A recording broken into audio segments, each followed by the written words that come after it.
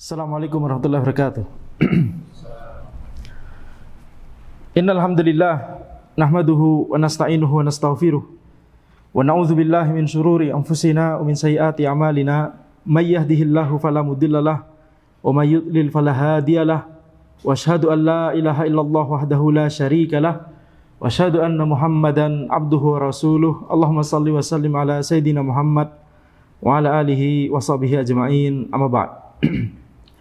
Kita lanjutkan pembahasan dari kitab Al-Arba'un An-Nawawiyah wa Tatimmatul Khamsin yang membahas tentang hadis-hadis Nabawi, di mana kita sampai pada pembahasan hadis yang ke-37. An Ibnu Abbas radhiyallahu anhuma anin Nabi sallallahu alaihi wasallam fi ma yarwihi an rabbih tabaraka wa ta'ala annahu qala. Dari Ibnu Abbas radhiyallahu anhuma dari Nabi sallallahu alaihi wasallam dalam riwayat yang beliau riwayatkan dari Rabb-Nya, dari Allah Subhanahu wa taala, dari Rabb-Nya tabaraka wa taala, bahwa Allah berfirman. Ya, maka ini adalah hadis qudsi. Ya, ini adalah hadis qudsi karena Nabi Muhammad sallallahu alaihi wasallam meriwayatkan dari Allah Subhanahu wa taala. Nabi Muhammad sallallahu alaihi wasallam bersabda bahwa Allah Subhanahu wa taala berfirman, "Innallaha katabal hasanat wasayyi'at, tsumma bayyana dzalik." Sesungguhnya Allah itu telah menetapkan amalan-amalan kebaikan dan amalan-amalan keburukan. Tsumma bayyana dzalik. Kemudian Allah menjelaskan hal tersebut. Faman hamma bihasanatin falam ya'malha katabahallahu indahu hasanah kamilah. Barang siapa yang bertekad untuk melaksanakan amalan kebaikan tetapi dia tidak melakukannya, maka Allah Subhanahu wa taala akan tulis untuk dia satu kebaikan sempurna. Wa in hamma biha fa'amilaha katabahallahu indahu asyra hasanat ila sab'imi'ati dha'fin ila at'afin katsira. Dan barang siapa yang bertekad untuk melaksanakan amalan kebaikan tersebut kemudian dia benar-benar melakukannya, maka Allah tuliskan untuknya 10 kebaikan sampai 700 kali lipat, sampai ya berkali-kali lipat yang lebih daripada itu. Wa in hamma bisayyi'atin falam ya'malha katabahallahu indahu hasanatan kamilah. Barang siapa yang bertekad untuk melakukan sebuah amalan keburukan tetapi dia tidak melakukannya, maka Allah akan tuliskan untuknya satu kebaikan sempurna, satu kebaikan yang sempurna. Wa in hamma biha fa'amilaha katabahallahu sayyi'atan wahidah. Dan barang siapa yang bertekad untuk melaksanakan sebuah amalan keburukan kemudian dia benar-benar melakukannya, maka Allah akan tuliskan untuk dia satu keburukan. Ya, maka ini adalah hadis qudsi di mana di dalamnya Nabi Muhammad sallallahu alaihi wasallam meriwayatkan dari Allah Subhanahu wa taala, ya, bagaimana Allah Subhanahu wa taala itu membalas amalan kebaikan dan amalan keburukan yang dilakukan oleh hambanya. Maka di sini disebutkan ada al-hasanat dan ada as-sayyi'at, ada amalan kebaikan dan ada amalan keburukan. Maka di antara amalan-amalan, perbuatan-perbuatan, Allah Subhanahu wa taala itu tetapkan ini amalan kebaikan, ini amalan keburukan. Dia memiliki sifat yang Allah tetapkan, ya. Semua orang secara fitrahnya saja akan menyadari membunuh orang lain itu adalah perbuatan buruk. Mencuri perbuatan buruk, ya, dan seterusnya. Berzina perbuatan buruk. Jadi Allah Subhanahu wa taala sudah tetapkan pada perbuatan-perbuatan yang bisa dilakukan oleh manusia, itu Allah tetapkan di situ dia memiliki karakteristik baik atau karakteristik buruk.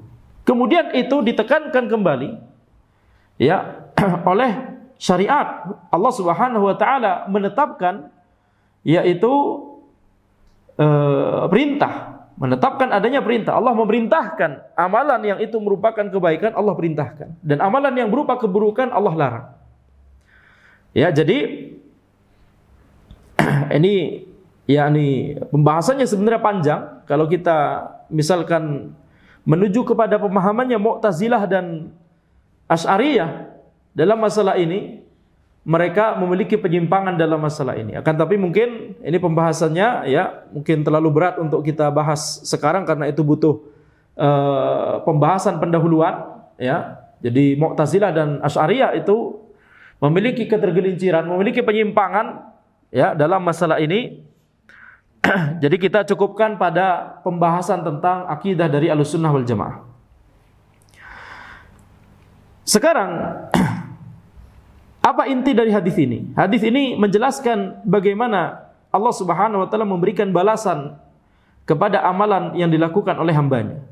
Barang siapa yang melakukan kebaikan kemudian dia tidak mengerjakannya, faman hamma bihasanatin falam ya'malha katabahallahu indahu hasanatan kamilah. Allah akan tuliskan untuknya satu kebaikan yang sempurna. Maka di sini kita masuk pada pembahasan orang yang melakukan amalan kebaikan, orang yang bertekad untuk melakukan sebuah amalan kebaikan, tetapi kemudian dia tidak melakukannya. Ini ada beberapa kemungkinan. Ada beberapa kemungkinan. Kemungkinan yang pertama adalah ketika orang tersebut bertekad untuk melakukan sebuah amalan kebaikan, kemudian dia telah menempuh sebab untuk melaksanakan amalan tersebut, tetapi kemudian qadarullah Allah Subhanahu wa taala menetapkan bahwa dia tidak bisa melaksanakan amalan tersebut. Maka tentunya ini ada uzur. Yani dia telah punya tekad, kemudian dia menempuh sebab,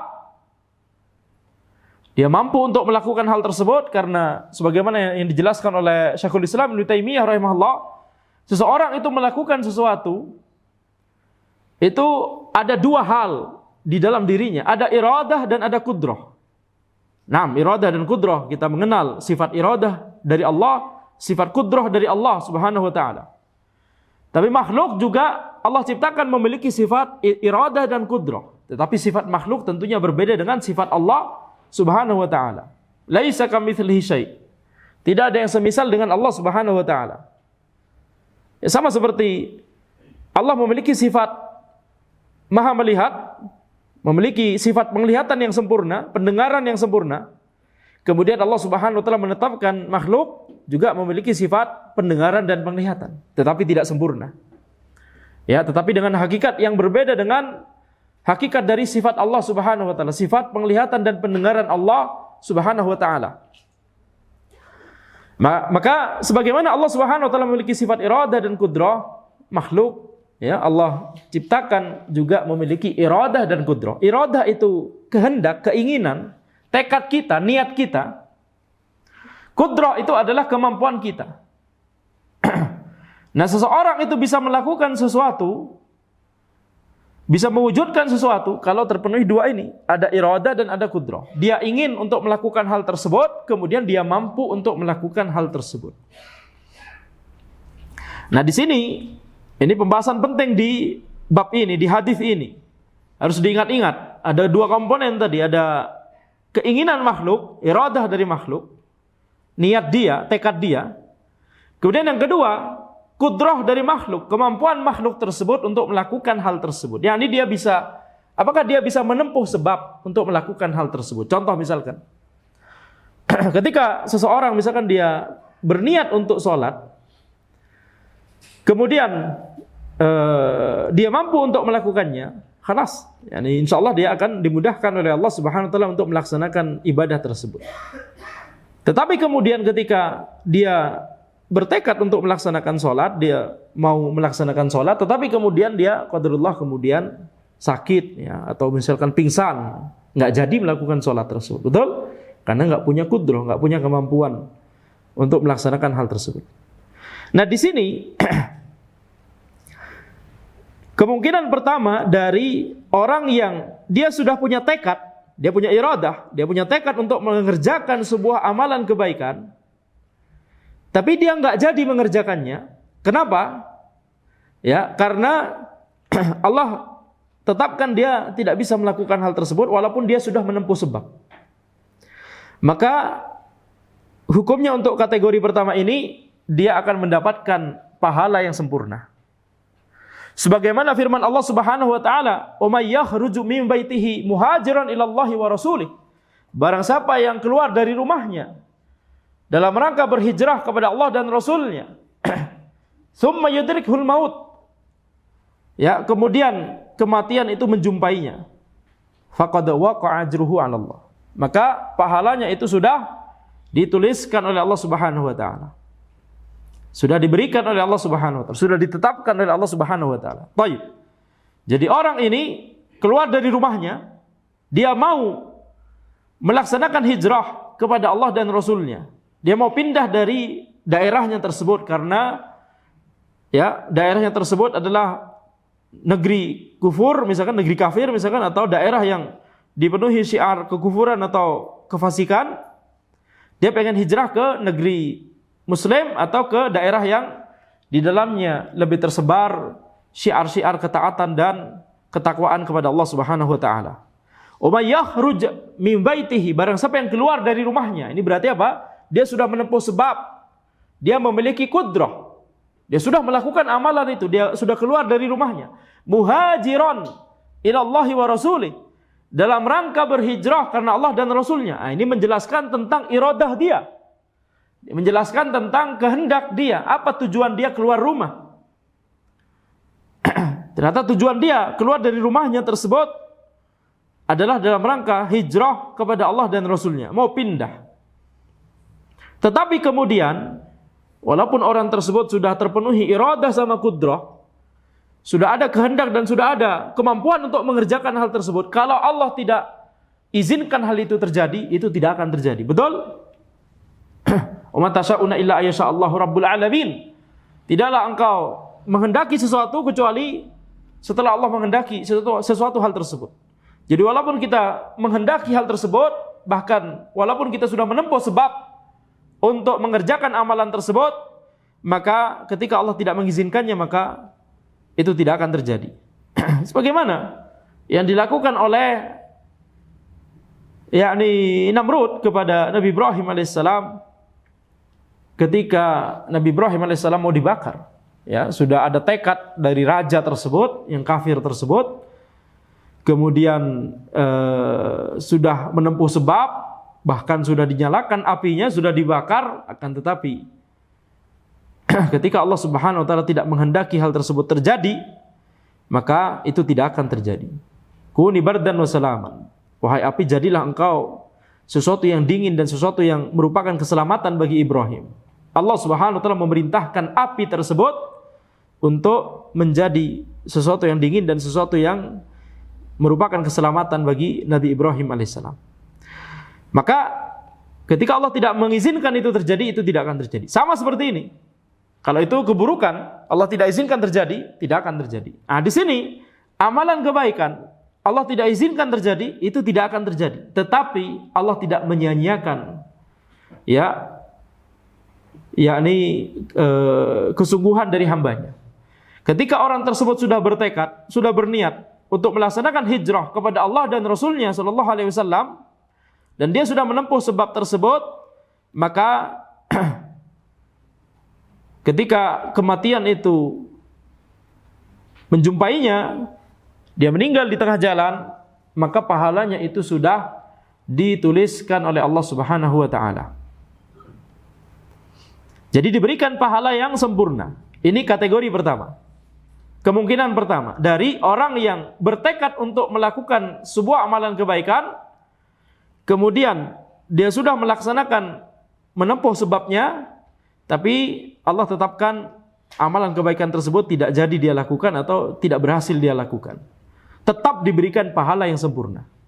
Ini adalah kasih sayang dari Allah kepada hambanya. Ini rahmat Allah Subhanahu wa taala kepada hambanya. Walaupun amalan tersebut tidak jadi, ya, tetapi karena orang tersebut sudah sungguh-sungguh melakukan, sungguh bertekad untuk melakukan hal tersebut dan menempuh sebab untuk melakukan hal tersebut, maka ini diberikan pahala yang sempurna. Kemudian kemungkinan kedua dari seseorang yang sudah bertekad untuk melakukan sebuah amalan kebaikan, tetapi kemudian dia tidak jadi melakukannya karena dia mengerjakan amalan kebaikan yang lebih afdal. Dia nggak jadi melakukan amalan kebaikan tersebut karena dia akhirnya melakukan amalan kebaikan yang lebih afdal. Maka ini diberikan pahala atas amalan kebaikan yang lebih afdal tersebut karena itu sudah beneran bisa dia lakukan. Tapi dia tetap diberikan pahala atas niatnya melakukan amalan kebaikan yang sebelumnya, yang tidak jadi dia lakukan. Ya, seperti ada seorang sahabat yang mendatangi Nabi Muhammad SAW, kemudian sahabat tersebut berkata, "Wahai Rasulullah, aku bernazar kalau engkau itu menguasai Makkah, dalam Fathu Makkah, ya, maka aku akan sholat di Baitul Maqdis, di Yerusalem, di Filistin." Berarti kan jauh dari Makkah. Maka Nabi Muhammad SAW mengatakan, beliau bersabda, "Shalli hahuna," sholat di sini. Sudah lebih dekat, yakni di Makkah. Kemudian keutamaan Masjidil Haram dibandingkan Masjidil Aqsa, lebih utama yang mana? Lebih utama Masjidil Haram. Jadi Nabi Muhammad SAW itu mengarahkan untuk ke amalan yang lebih besar keutamaannya. Makanya di sini kemudian para ulama beristinbat, bagaimana kalau seseorang itu dia hendak melakukan sebuah amalan kebaikan, dia nggak jadi melakukannya karena dia ingin mengerjakan amalan yang lebih utama lagi. Seperti misalkan misalkan orang tersebut, contoh lain misalkan ya, dia berniat untuk membaca Al-Quran saja awalnya, cuma mau tilawah. Kemudian dia nggak jadi melakukannya, dia kepikiran ide yang lain, ya, yaitu dia kepikiran membaca Al-Quran kemudian langsung sembari membaca artinya, biar dia paham, gitu ya, biar dia bisa sekaligus memahami ayatnya dan mentadabburinya sedikit demi sedikit. Maka ini selain dia mendapatkan pahala dari amalan membaca Al-Quran disertai dengan mentadabburi bacaannya tersebut, dia juga mendapatkan pahala atas niat baik yang awalnya dia ingin lakukan sekedar tilawah tapi nggak jadi, itu juga insya Allah dapat pahala kebaikannya juga. Jadi lihat bagaimana yakni kemurahan dan kedermawanan dari Allah Subhanahu wa taala. Bagaimana kasih sayang Allah Subhanahu wa taala, ya. Kemudian kemungkinan yang ketiga adalah ketika seseorang tersebut sudah punya tekad untuk mengerjakan sebuah amalan kebaikan, kemudian dia tidak jadi melakukannya karena alasan yang lain, misalkan malas, ya, misalkan malas, atau misalkan tersibukkan oleh hal yang lain, bukan tersibukkan oleh amalan kebaikan lain yang lebih utama kayak tadi, tapi tersibukkan oleh hal duniawi misalkan. Dia mau tilawah Al-Quran, tiba-tiba dapat pengumuman besok ujian, sehingga akhirnya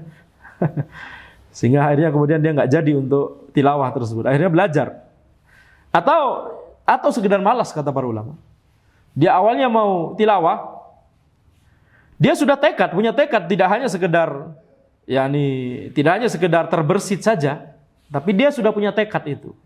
Ini catatan penting di sini. Dia sudah punya tekad itu.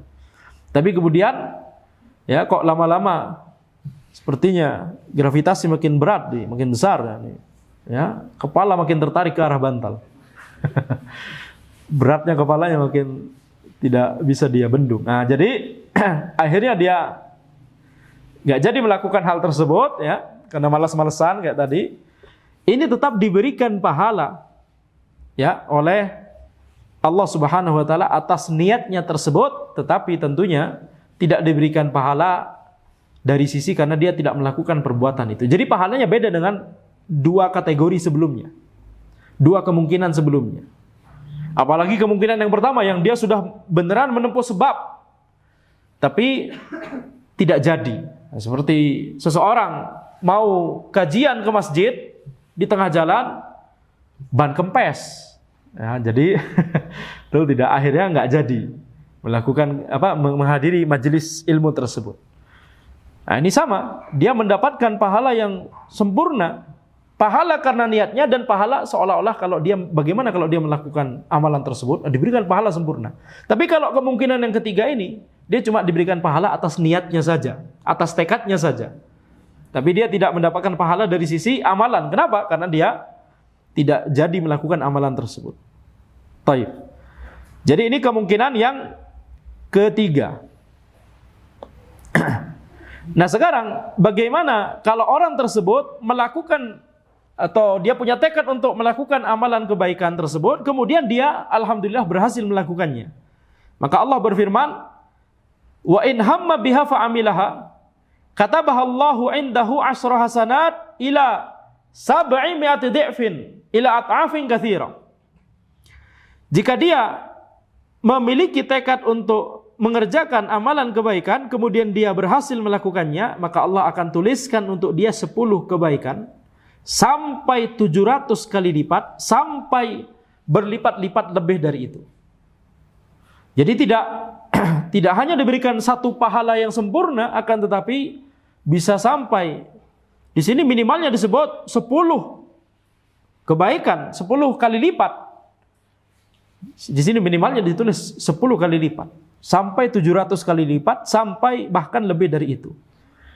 Tergantung kehendak Allah Subhanahu wa taala kepada orang tersebut.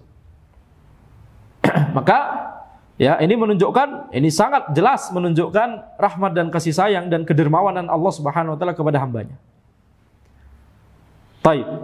Jadi ini selesai ya, insyaallah ini mudah dilipat gandakan pahalanya tersebut. Nah, ini dilipat gandakan ini kenapa? Atau kapan seseorang dilipat gandakan 10 kali lipat, 700 kali lipat atau bahkan lebih dari itu? Nah, ini tentunya tadi ini adalah kehendak Allah Subhanahu wa taala. Tetapi para ulama tentunya dari dalil-dalil mereka menyimpulkan bisa jadi karena niatnya. Semakin ikhlas niatnya, semakin berlipat-lipat pahalanya. Betul? Kemudian jangan lupa dari sisi tata cara pelaksanaan ibadahnya, semakin sesuai dengan sunnah Nabi Muhammad SAW, semakin besar juga pahalanya. Berbeda antara orang yang tata cara sholatnya benar misalkan, tetapi yang satu dia sholatnya dengan benar, tetapi menggunakan ilmunya yang dia belajar sholat itu terakhir waktu SMA misalkan. Habis itu nggak pernah belajar lagi fikih sholat. Tapi sholatnya benar. Ini akan berbeda hukumnya dengan orang yang mengerjakan amalan sholat, tata cara sholatnya benar, ya, kemudian dia itu senantiasa mempelajari fikih sholat. Dia pelajari dalilnya, dia hadir secara rutin di majelis-majelis yang mengajarkan fikih sholat misalkan. Maka ini berbeda pahalanya. Ya, berbeda pahalanya. Makanya tidak boleh bagi seseorang, apalagi seseorang yang mau serius untuk menuntut ilmu, tidak boleh kemudian merasa bosan dari ilmu syar'i. Tidak boleh ada kata bosan dalam kamusnya seorang penuntut ilmu syar'i. Ah, ini kan sudah selesai. Sudah pernah kita bahas. Misalkan fikih puasa Ramadan. Waduh, ini tiap tahun selalu ada pembahasan ini. Ya, jadi nggak perlulah kita hadir majelisnya misalkan. Fikih salat misalkan, fikih taharah, masalah wudu, ya ini ana wudu tiap hari ana sudah paham. Nggak perlu hadir. Ini tidak boleh seperti ini. Dia kehilangan banyak sekali ya pahala-pahala yang banyak yang Allah siapkan. Kalau dia rutin hadir di majelis tersebut, bahkan walaupun dia sudah tahu semua, itu dijadikan kesempatan untuk murojaah. Ya, untuk semakin memperkuat ilmunya tersebut. Maka ketika dia beramal, ketika dia melaksanakan wudu tersebut, atau sholat tersebut, atau puasa Ramadan tersebut, maka pahalanya insya Allah lebih besar dari sisi dia memurojaah terus ya tentang ibadah tersebut di kajian-kajian. Jadi bisa tergantung keikhlasannya. Bisa juga tergantung bagaimana tata caranya, apakah sesuai dengan sunnah Nabi Muhammad SAW atau tidak. Semakin sesuai, maka semakin besar pahala orang tersebut. Jadi kita lihat, cuma dari 2 poin ini saja, bisa jadi orang tersebut sholat di shaf yang sama, sebelahan bahkan, satu di kanan, satu di kiri, tepat di belakang imam, karena di shaf pertama, karena semakin mendekati imam itu semakin pahalanya semakin besar insyaallah. Ya, jadi bisa jadi dia sama secara posisi, akan tetapi kalau keikhlasannya berbeda, kemudian kalau semangat dia untuk ittiba kepada Nabi Muhammad SAW dalam ibadah tersebut berbeda, maka pahalanya nanti juga akan berbeda. Kemudian seseorang itu pahalanya itu bisa berbeda antara satu orang dengan orang lain, bisa jadi karena waktu mengerjakannya. Waktu mengerjakan amalan ibadah di bulan Ramadan, tentunya Allah siapkan pahala yang lebih besar daripada amalan ibadah di bulan-bulan selain Ramadan. Ya, atau di waktu-waktu yang utama yang lain, apalagi nanti di malam Lailatul Qadar atau di 10 hari Dzulhijjah misalkan. Nah, ini waktu-waktu yang memiliki keutamaan di sini. Ini jangan dilewatkan karena pahalanya itu berkali-kali lipat insyaallah taala, ya. Nah, kemudian wa in hamma bi sayyi'atin falam ya'malha katabahallahu indahu hasanatan kamilah. Barang siapa yang bertekad untuk mengerjakan sebuah amalan keburukan tetapi dia tidak jadi mengerjakannya, maka Allah Subhanahu wa taala akan tuliskan kepada dia satu kebaikan yang sempurna. Satu kebaikan yang sempurna. Taib. Di sini berarti kita masuk pada masalah orang yang bertekad untuk mengerjakan keburukan kemudian dia tidak jadi mengerjakannya. Pertanyaannya sekarang, kenapa? Ya, pertanyaannya sekarang apa alasannya? Mengapa dia tidak jadi mengerjakan hal tersebut?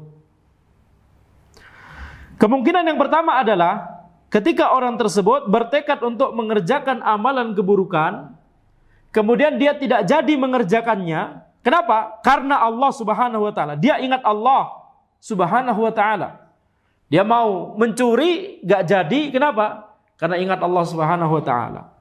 Kemudian sebagaimana di hadis yang diriwayatkan yakni yang misalkan disebutkan di Riyadhus Shalihin dan hadis yang masyhur, yakni orang yang terjebak di dalam gua, 3 orang. Salah satunya yang mau melakukan zina, kemudian ketika diingatkan tentang Allah Subhanahu wa taala kemudian dia langsung takut kepada Allah Subhanahu wa taala. Nah, ini contohnya.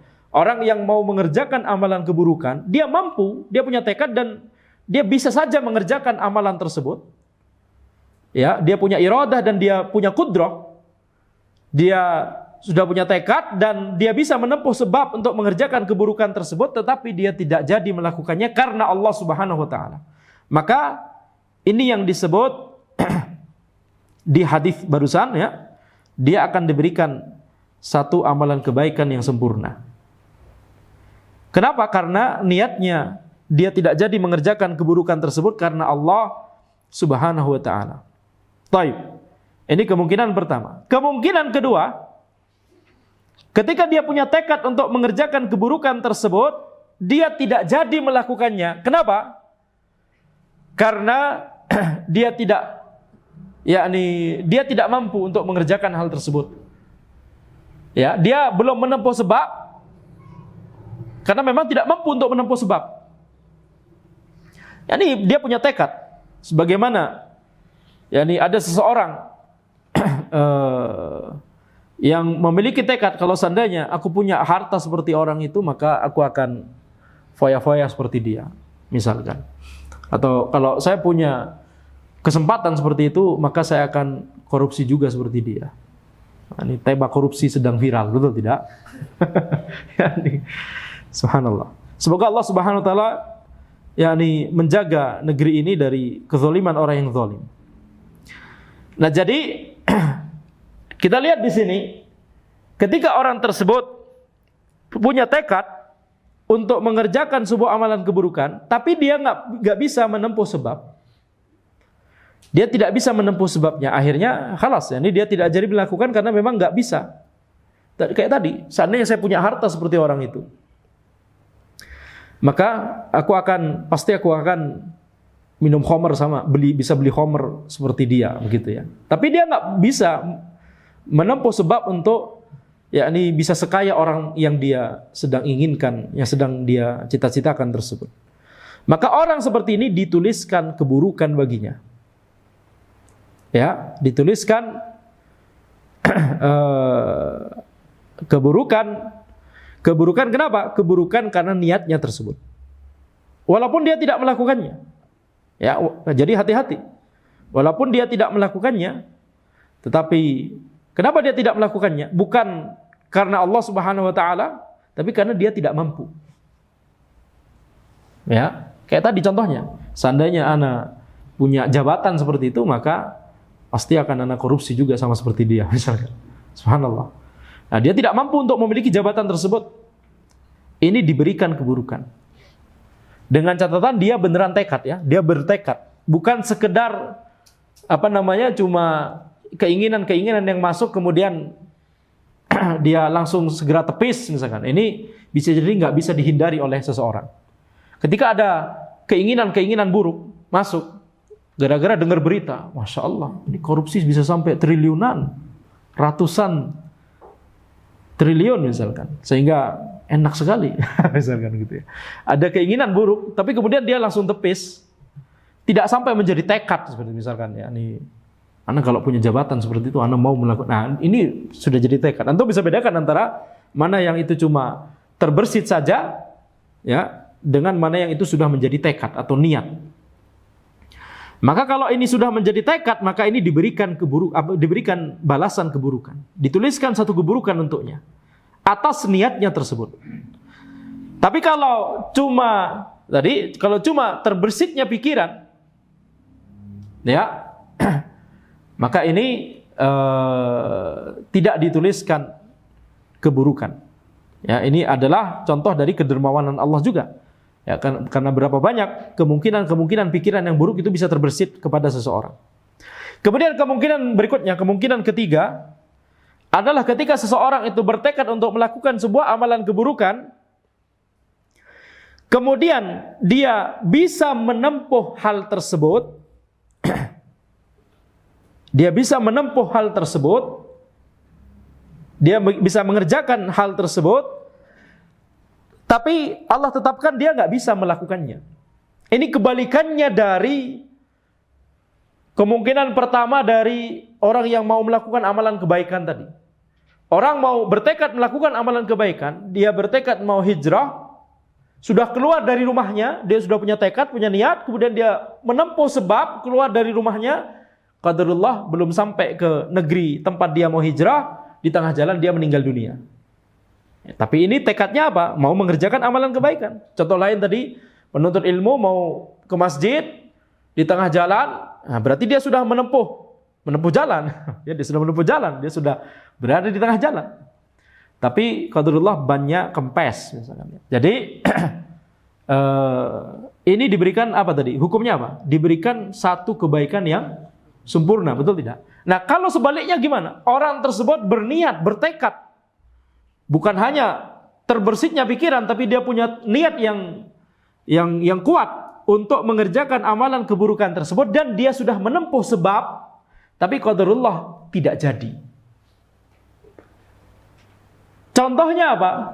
Contohnya adalah orang tersebut mau korupsi, sudah menempuh sebab, sudah ada tempat yang dijanjikan untuk terjadinya transaksi atau diberikan uang tersebut, ya, berkoper-koper misalkan. Qadarullah terkena operasi tangkap tangan, betul tidak? Nggak jadi melakukan, nggak jadi mendapatkan uang korupsi tersebut, tidak jadi melaksanakan korupsi tersebut. Tapi kenapa? Alasannya karena sudah terlanjur kena OTT. Berarti apa? Dia diberikan satu keburukan yang sempurna, seolah dia melakukannya. Subhanallah. Coba bayangkan. Bagaimana kalau dia melakukannya? Nah, itu dosanya seperti itu. Walaupun dia nggak jadi melakukannya. Dia nggak jadi melakukannya bukan karena Allah, tapi qadarullah karena ada faktor lain. Dia nggak mampu untuk mengerjakannya karena ada faktor lain. Seperti sudah terlanjur tertangkap tadi. Apa dalilnya bahwa ini diberikan satu keburukan yang sempurna, satu dosa yang sempurna? Dalilnya adalah sabda Nabi Muhammad sallallahu alaihi wasallam, "Idzal taqal muslimani bisayfayhima fal qatil wal maqtul finnar." Jika dua orang muslim bertemu dengan pedang mereka, mereka saling bertengkar, masing-masing dari keduanya ingin membunuh kawannya tersebut. Kemudian qadarullah ada satu yang terbunuh, satunya menjadi pemenang dari pertikaian tersebut, begitu ya. Tapi ini pada hakikatnya walaupun kita katakan pemenang, ini semuanya sama-sama kalah karena sama-sama dapat dosa. Maka fal qatil wal maqtul finnar. Baik yang membunuh ataupun yang dibunuh sama-sama di neraka, kata Nabi Muhammad SAW. Yang membunuh di neraka, yang dibunuh di neraka. Makanya para sahabat kemudian bertanya, mereka para sahabat saja heran. Ya Rasulullah, hadzal qatil wa babalul maqtul, yani pembunuh, taib, kita paham. Bagaimana yang dibunuh, mengapa di neraka juga? Maka Nabi Muhammad SAW bersabda, li'annahu kana harisan ala qatli sahibi. Dia punya tekad juga untuk membunuh kawannya tersebut. Tapi dia tidak mampu untuk membunuhnya karena sudah terlanjur dibunuh duluan oleh kawannya tersebut. Jadi dia tidak mampu mengerjakan perbuatan membunuh. Kenapa? Bukan karena dia ingat Allah, tetapi dia karena yakni tidak mampu untuk melakukannya. Seandainya faktor itu nggak ada, dia pasti tetap akan yakni berusaha untuk melakukan perbuatan membunuh tersebut. Nah, ini diberikan keburukan yang sempurna. Baik. Jadi jelaslah tadi di hadis yang tadi disebutkan bahwa barang siapa yang bertekad untuk mengerjakan sebuah amalan keburukan, kemudian dia tidak melakukannya, maka Allah akan tuliskan untuknya satu kebaikan yang sempurna. Ini berarti apa? Apa alasan dari mengapa dia tidak melakukannya? Karena Allah Subhanahu wa taala. Kemungkinan pertama tadi. Taib. Jadi jangan sampai menyalahartikan hadis ini. Banyak orang yang menyalahartikan hadis ini. Udahlah kita, yang penting niat buruk nanti selama kita nggak melakukannya, kita dapat satu kebaikan yang sempurna. Maka nggak seperti itu. Bahkan kayak tadi ada kasus, misalkan nggak jadi korupsi, terkena OTT, kemudian tanpa tahu malu mengucapkan hadis ini. Barang siapa yang bertekad untuk mengerjakan keburukan, masih bisa ceramah ya. Kemudian tidak bisa mengerjakannya, Allah berikan satu kebaikan yang sempurna. Subhanallah ya. Antum nggak bisa mengerjakan hal tersebut karena terlanjur di OTT, bukan karena Allah Subhanahu wa taala. Beda kalau misalkan dia sudah berada di tempat yang sudah dijanjikan, mau transaksi, mau bertukar uang itu. Bukan bertukar uang ya, ini menerima uang. Kalau bertukar uang ya ini transaksi jual beli. Dia menerima uang korupsi tersebut. Tapi sebelum dia menerimanya, dia ingat Allah Subhanahu wa taala. Kemudian dia nggak jadi. Afwan, ana pulang dulu ya, nggak jadi. Afwan. Takut kepada Allah Subhanahu wa taala. Ini yang dapat satu kebaikan yang sempurna. Wa in hamma biha fa amilaha katabaha Allahu sayyi'atan wahidah. Tapi kalau dia bertekad mengerjakan amalan keburukan tersebut dan dia beneran melakukannya, dia diberikan, dicatat untuknya satu keburukan. Satu keburukan. Jadi kalau pakai redaksi dari kalimat-kalimat hadis sebelumnya, maka harusnya ini sayyi'atan kamilatan, satu keburukan sempurna. Tapi Allah berfirman sayyi'atan wahidah, satu keburukan. Tidak pakai kamilatan, tidak pakai sempurna. Cukup satu keburukan. Enggak ditambahi, satu keburukan sempurna. Walaupun maknanya sama, satu keburukan sempurna. Akan tapi ya ini tidak disebut kata kamilatan di situ dalam rangka untuk menjelaskan bahwa bagaimana Allah Subhanahu wa taala itu maha dermawan kepada para hambanya. Walaupun dia mengerjakan keburukan tersebut, tapi ini cuma satu keburukan saja. Kalau dibandingkan dengan amalan kebaikan yang bisa sampai dikali lipat, sampai 10 kali, sampai 700 kali, sampai berkali-kali lipat, maka ini ya nggak ada apa-apanya. Oleh karena itu, kalau sudah kita mengetahui hadis ini, hadis di Arba'in nomor 37 ini, kalau kemudian ada seseorang setelah dermawannya, setelah kedermawanan Allah yang luar biasa seperti ini, yang sempurna ini, setelah rahmat Allah Subhanahu wa taala, kasih sayang Allah Subhanahu wa taala seperti ini, kemudian ada orang masuk neraka karena dosanya lebih besar daripada pahalanya. Kira-kira rugi besar atau tidak? Atau kalau pakai istilah kita, kebangetan atau tidak? Betul tidak? Subhanallah, na'udzubillah min dzalik. Satu amalan keburukan dicatat cuma satu amalan keburukan, satu amalan kebaikan diberikan pahala sampai 10 kali lipat, 700 kali lipat. Jadi kalau dia sampai dosanya lebih besar daripada kebaikannya, anggaplah berarti satu amalan kebaikan, anggaplah 700 kali lipat. Berarti kan dosanya itu, dia mengerjakan 700 dosa, bisa mengimbangi satu amalan kebaikan dia. Betul tidak? Coba bayangkan, yakni betapa meruginya kalau kemudian ada seseorang itu masuk neraka. Nauzubillah min dzalik. Setelah kedermawanan Allah seperti ini. Maka ini menjadi cambuk, bukan malah justru menjadi membuat kita tenang. Udahlah, tenang. Ini kita lakukan satu amalan kebaikan, satu aja hari ini. Kita bisa lakukan. Emang antum bisa melakukan 700 amalan keburukan? Nggak bisa kan?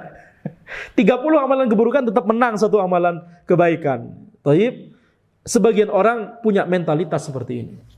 Kalau sudah punya mentalitas seperti ini, maka belum tentu amalan kebaikannya diterima oleh Allah Subhanahu wa taala. Itu bahayanya. Ya, jadi justru hadis ini harus menjadi penyemangat, jangan sampai justru kita menjadi orang yang sudah diberikan kedermawanan yang sedemikian besar seperti ini dari Allah, tetapi kemudian menjadi orang yang amalan dosanya, pahala dosa, balasan dosanya itu lebih besar daripada balasan kebaikannya. Nauzubillah min dzalik. Kemudian kita masuk kepada hadis berikutnya, yaitu hadis ke-38.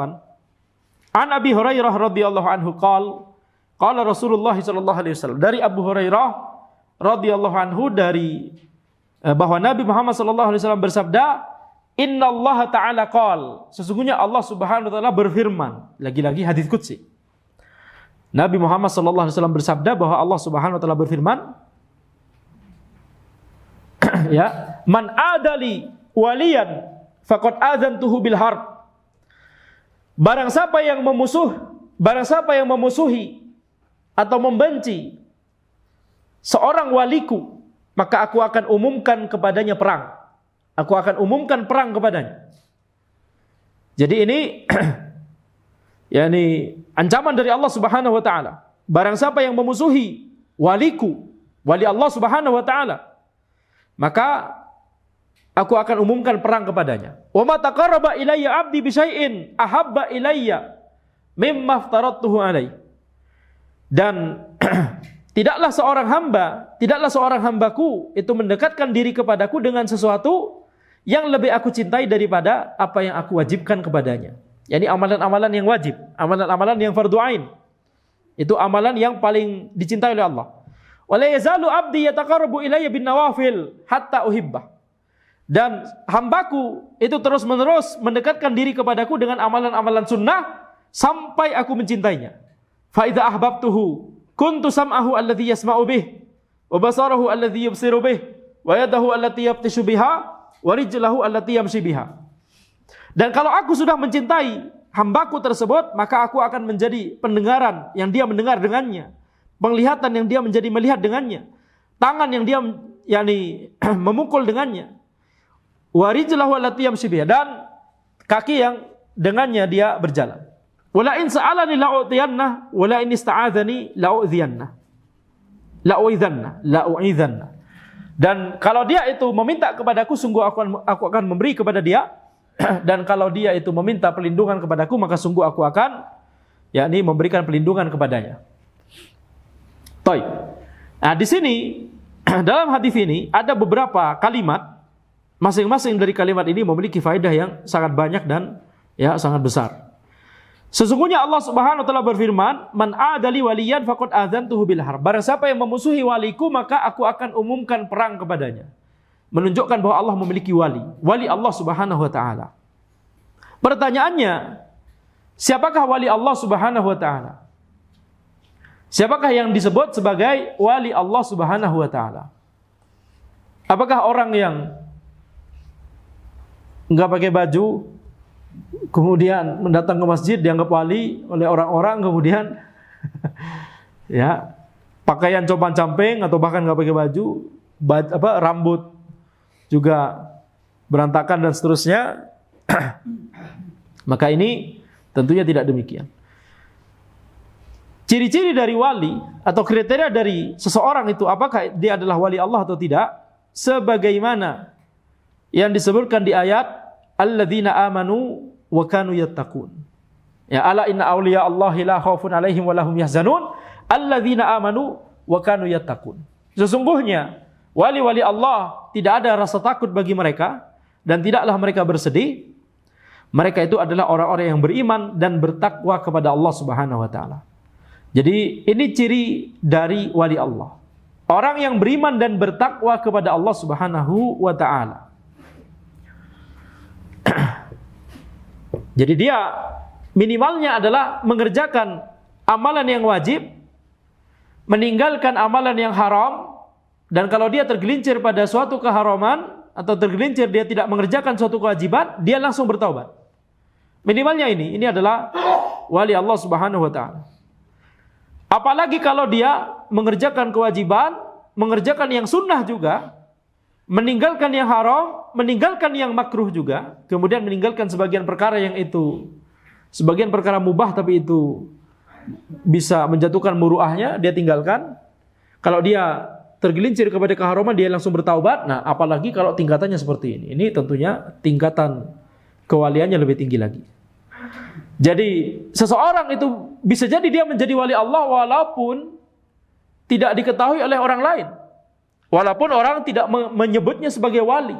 Bahkan walaupun tidak dipandang sama sekali oleh orang lain. Karena bisa jadi status sosialnya dianggap rendah misalkan. Karena miskin misalkan atau karena apa dan seterusnya. Tapi kalau dia itu bertakwa kepada Allah, beriman dan bertakwa kepada Allah, dia adalah wali Allah. Dia adalah wali Allah. Di sisi Allah dia dihitung sebagai wali Allah. Jadi kata para ulama, berarti siapa yang bisa menjadi wali Allah? Apakah harus anak dari wali Allah? Harus orang tuanya wali Allah? Apakah harus Habib? Tidak harus. Bisa jadi kalau beneran keturunan dari Rasulullah SAW kemudian beriman dan bertakwa, nah wali Allah. Tapi kalau bukan keturunan beliau sallallahu alaihi wasallam, bisa jadi merupakan wali Allah. Sebagaimana para sahabat. Para sahabat backgroundnya berbeda-beda. Ada yang memiliki keutamaan yang besar, nasab yang mulia. Abu Bakar, Umar, Utsman, Ali. Ini nasab yang mulia. Khulafaur Rasyidin itu nasabnya terhitung nasab yang tinggi. Apalagi Ali, nasabnya bergabung dengan Nabi Muhammad SAW tidak jauh dari, yaitu bergabungnya di mana? Ya, Abdul Muttalib.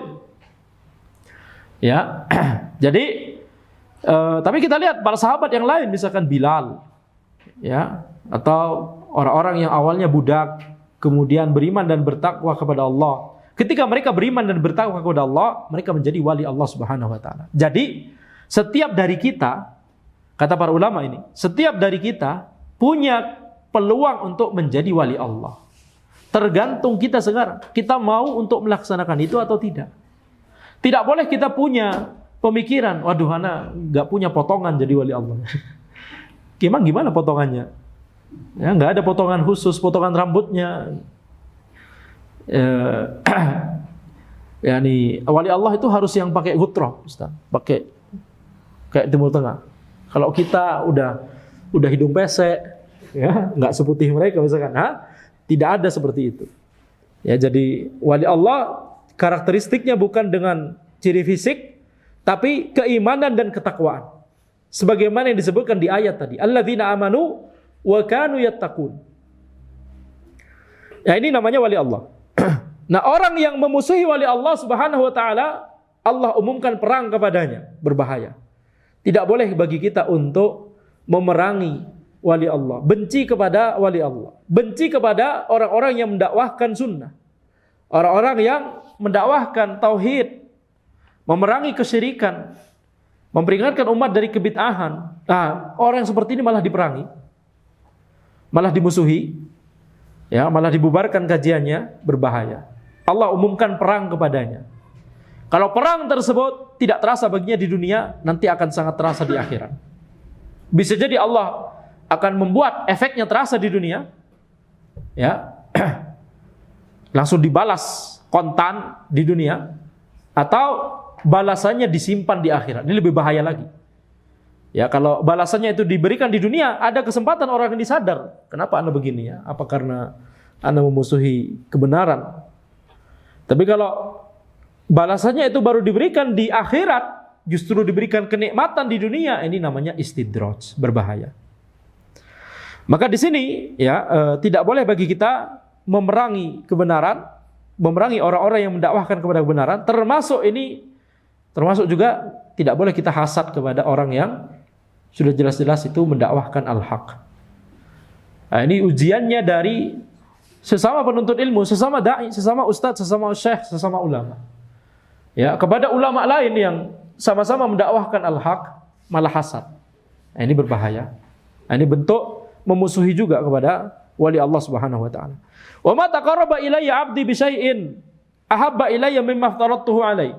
Tidaklah hambaku itu mendekatkan diri kepadaku dengan sesuatu yang lebih aku cintai daripada amalan yang aku wajibkan kepadanya. Dengan kata lain, amalan yang fardu ain itu adalah amalan yang paling dicintai oleh Allah Subhanahu wa taala. Dan tentunya amalan yang fardu ain yang paling utama adalah yang disebutkan di arkan al-Islam, arkanul Islam al-khamsah. Yaitu syahadat la ilaha illallah Muhammadur Rasulullah, mentauhidkan Allah. Itu fardu ain, mentauhidkan Allah Subhanahu wa taala. Belajar akidah itu amalan yang paling sangat dicintai oleh Allah Subhanahu wa taala. Jadi jangan bosan-bosan mempelajari akidah.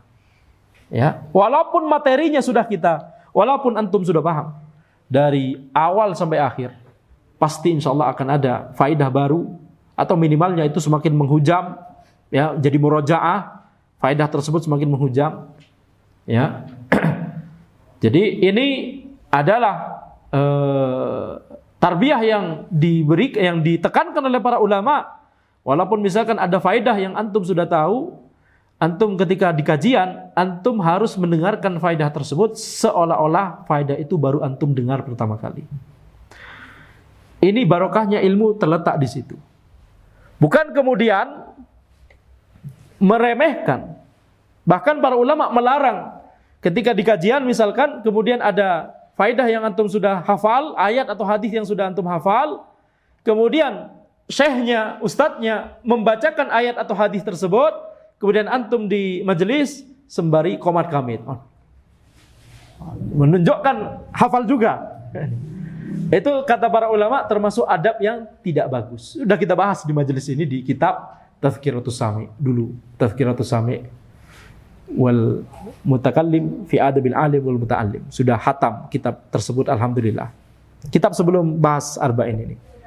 Ya, jadi tidak perlu kita melakukan hal tersebut. Jadi mempelajari akidah, pelajari tauhid, ini amalan yang sangat dicintai oleh Allah, paling dicintai oleh Allah. Kemudian salat 5 waktu, kemudian zakat yang diwajibkan, zakat fardhu ain, zakat mal. Kemudian puasa Ramadan, kemudian ibadah haji jika mampu. Ini amalan yang paling dicintai oleh Allah Subhanahu wa taala. Oleh karena itu, tidak boleh bagi kita salah prioritas.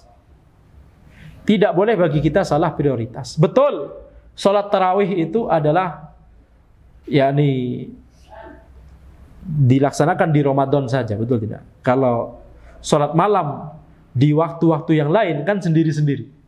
Salat malam, ini salat tahajud di rumah kita sendiri.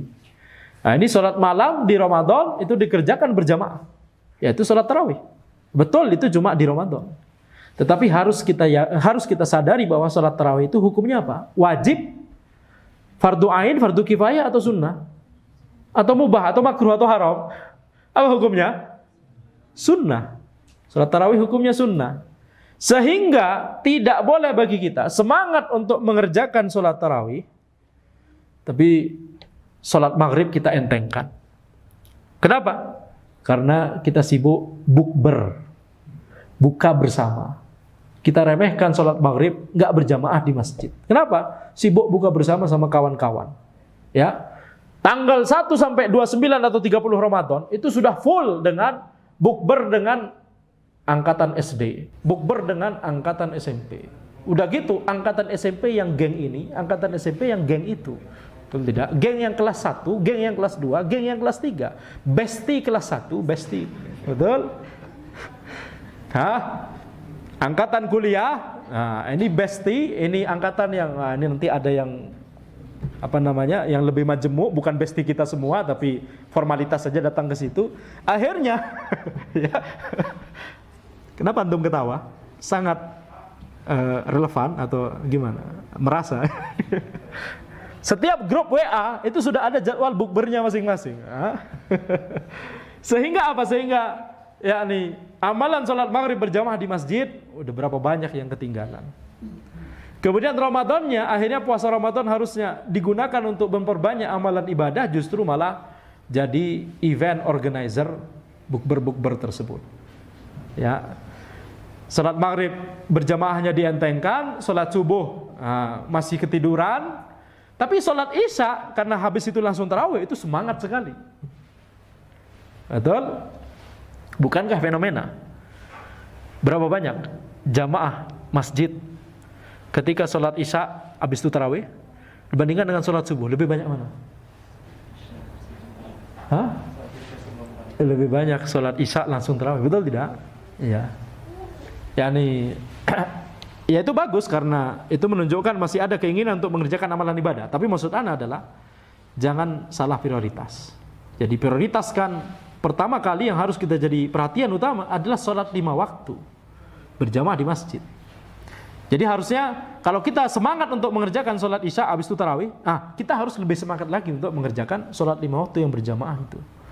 Baik. Wala yazalu abdi yataqarrabu ilayya bin nawafil hatta uhibbah. Dan hambaku terus-menerus mendekatkan diri kepadaku, mengerjakan amalan sunnah sampai aku mencintainya. Berarti amalan sunnah ketika dikerjakan terus-menerus, rutin, istiqomah, berusaha untuk istiqomah di situ, itu modal besar untuk mendapatkan kecintaan Allah Subhanahu wa taala. Jadi jangan remehkan amalan-amalan sunnah. Salat sunnah, terutama salat rawatib. Kemudian puasa sunnah. Kemudian sedekah yang sifatnya sunnah. Kalau sedekah yang wajib, ya itu zakat yang wajib tadi. Sedekah yang sunnah. Kemudian umroh yang sunnah. Jadi atau amalan-amalan sunnah yang lain, seperti yakni apa namanya berzikir misalkan, dimanapun kapanpun kita, menjaga wudhu misalkan, amalan-amalan sunnah itu dirutinkan, itu adalah adalah jalan untuk kita dicintai oleh Allah Subhanahu wa taala. Kalau kita dicintai oleh Allah, nah itu berarti kita adalah wali Allah Subhanahu wa taala. Jadi cara untuk menjadi wali Allah ya bisa dikerjakan oleh seluruh manusia. Semua orang itu punya potensi yang sama. Allah tidak menzalimi yakni sebagian orang karena bukan keturunan dari nasab tertentu akhirnya nggak bisa jadi wali Allah. Nggak bisa seperti itu. Itu pemikirannya Yahudi. Betul tidak? Yahudi mikir keturunan Yahudi yang mulia. Kalau selain keturunan Yahudi, apa istilahnya? Apa? Apa? Bukan. Gentile. Antum enggak tahu istilah itu? Atau ana yang salah? Nanti dicek. Itu bahasa Inggris mungkin ya. Jadi mereka punya sebutan khusus untuk orang yang bukan Yahudi. Itu dianggap yakni tidak memiliki keutamaan sama sekali, lebih utama mereka. Ini tidak seperti ini. Ya, jadi setiap dari kita memiliki peluang untuk menjadi wali Allah asalkan ya kita yakni penuhi kriteria tadi, beriman kepada Allah, bertakwa kepada Allah Subhanahu wa taala. Dan itu termasuk memiliki akidah yang lurus. Di atas akidah yang lurus, tidak berbuat kesyirikan, tidak memiliki akidah yang menyimpang, tidak berbuat kebid'ahan, itu termasuk dari keimanan dan ketakwaan kepada Allah Subhanahu wa taala. Jadi kalau orang yang menyebarkan penyimpangan, kesyirikan, kebid'ahan, ya maka ini tidak mungkin menjadi wali Allah. Walaupun secara zahir, masya Allah, yani gutrohnya panjang sekali, gamisnya, walaupun secara zahir, ini masalah juga, masalah karomah.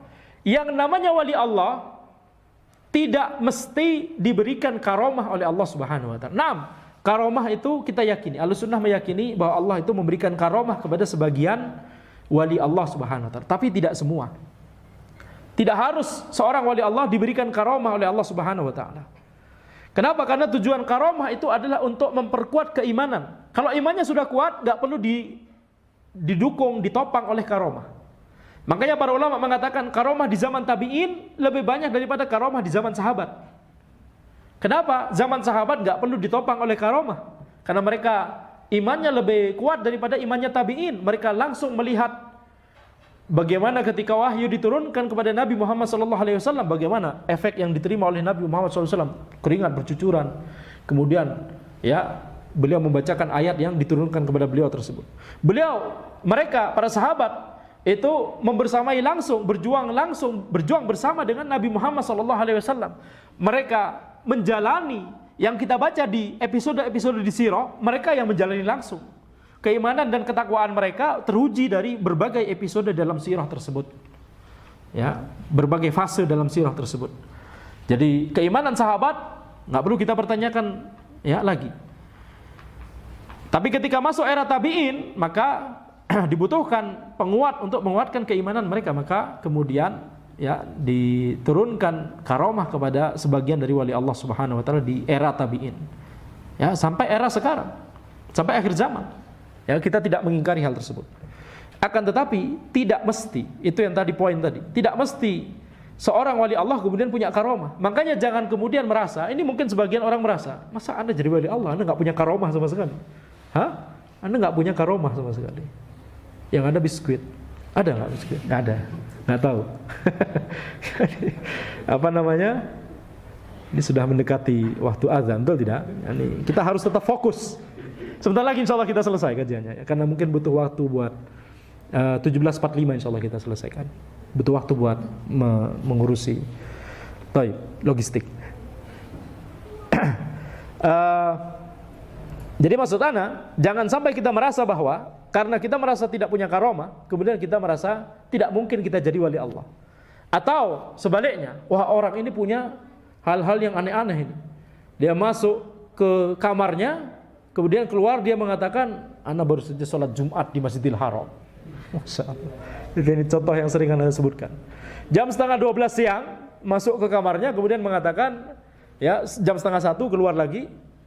Ana baru saja mengerjakan sholat Jumat di Masjidil Haram. Ya Syekh, di Masjidil Haram jam 11:30 di sini.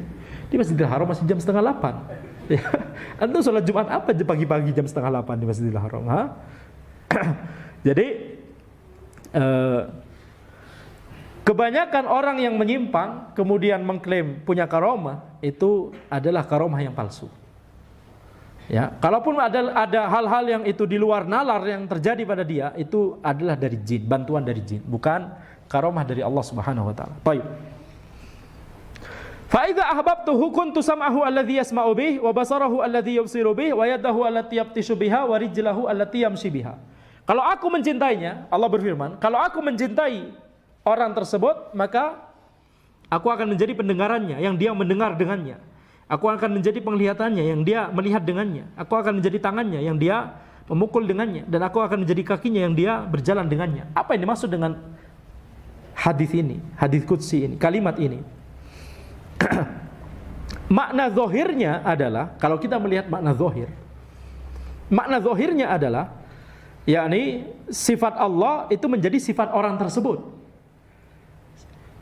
Yakni Allah menjadi pendengaran ya dari orang tersebut.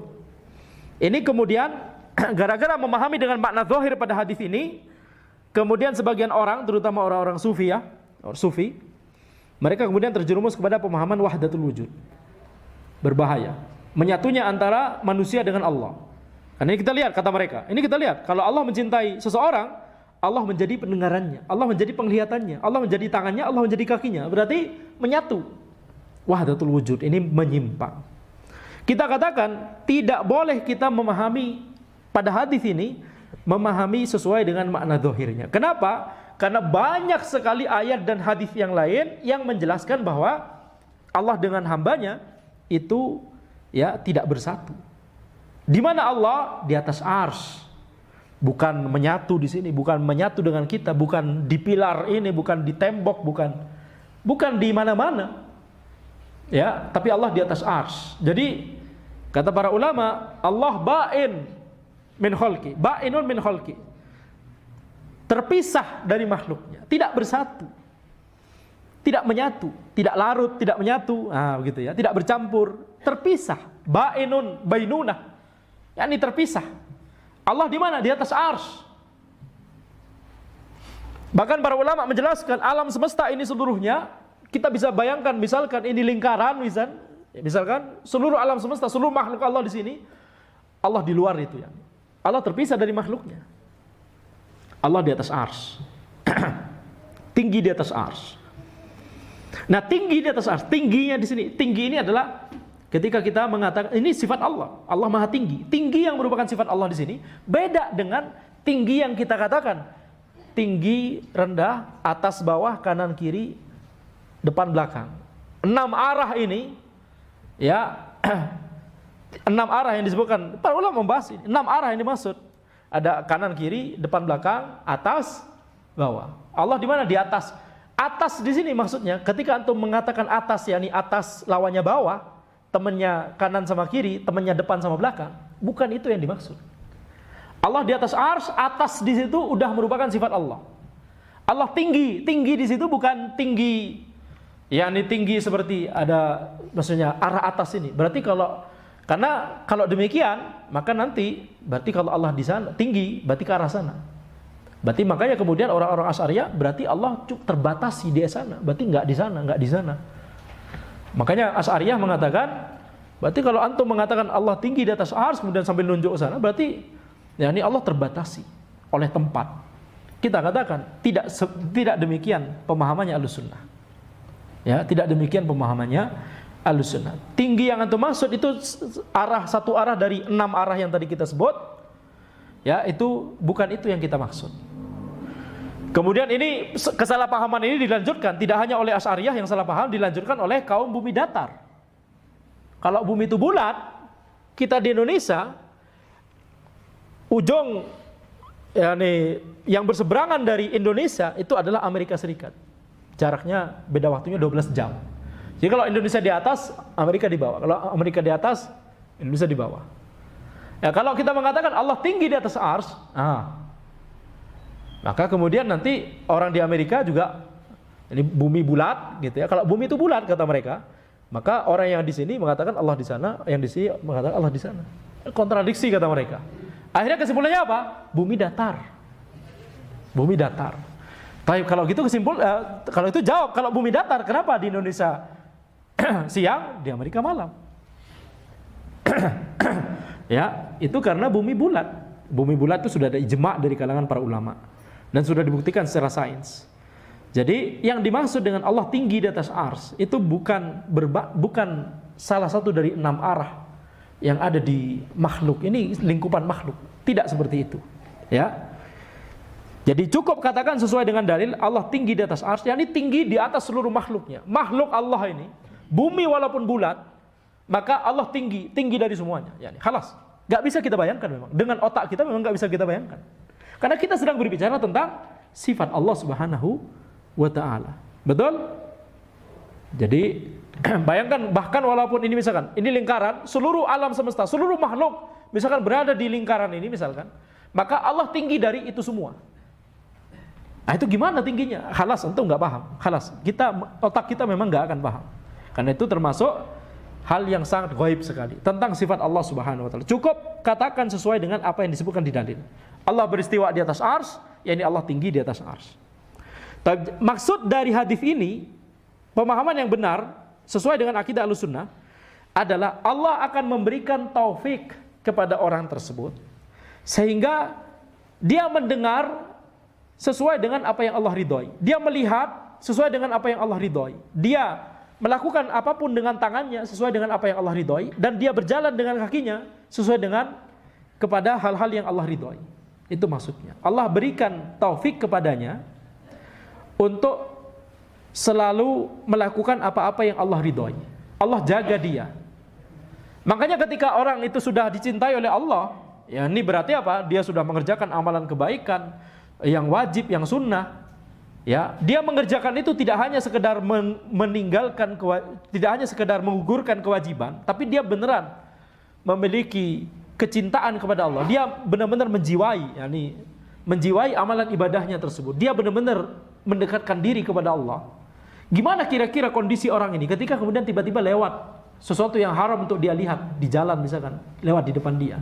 Apakah dia suka melihat itu atau langsung dia melengos gitu? Apa melengos itu? Langsung membuang muka. Langsung buang muka, betul tidak? Bukan kemudian pandangan pertama. Tapi kemudian pandangan pertamanya 5 menit ya nih, lock target. Subhanallah ya nih, enggak boleh. Jadi orang yang dia itu memang dia itu mendekatkan diri kepada Allah Subhanahu wa taala, dia justru targetnya langsung dibuang. Langsung seperti misalkan ya nih, qadarullah di negeri kita, betul tidak? Kalau sudah di jalan raya, apalagi kita nyetir, kan nggak bisa kita. Jadi harus disiasati. Kalau kita nyetir, depan kita misalkan nggak nutup aurat dengan sempurna misalkan, ya ini maka bisa ngarahkan ke bawah gitu. Jadi betul tidak? Jangan kemudian buang muka nanti nabrak. Ya, ini qadarullah di negeri kita syiar tentang misalkan masalah aurat ini ya masih harus banyak dakwah yang harus dilakukan ya. Itu yang bisa Anda bilang. Jadi sifat dari orang yang dia itu beneran mencintai Allah dan dia melakukan amalan-amalan kewajiban dan amalan yang sunnah, dia dicintai oleh Allah, maka ketika dia ada keharaman dia langsung buang muka, dia langsung menghindar. Ini yang dimaksud hadis ini. Jadi kalau kita sendiri ini, kita introspeksi diri kita masing-masing. Kalau kemaksiatan itu masih kita cintai, ya, kita masih tidak takut kepada Allah, kalau masih kita cintai, nah ini berarti kita masih ada PR. Ya, karena orang yang yakni dicintai oleh Allah, yang menjadi wali Allah yang tingkatannya tinggi, itu adalah orang yang dia langsung membenci kemaksiatan tersebut ketika kemaksiatan itu ada di hadapannya. Baik. Terakhir, wala in sa'alani la'utiyanna wala in ista'adzani la'u'idzanna. Kalau dia meminta kepadaku, wali Allah ini, kalau dia meminta kepadaku, yakni kepada Allah, sungguh aku akan beri dia. Dan kalau dia meminta perlindungan kepadaku, sungguh aku akan berikan perlindungan kepada dia. Yakni Allah akan berikan kepada dia maslahat dan Allah akan hindarkan dari dia madarat.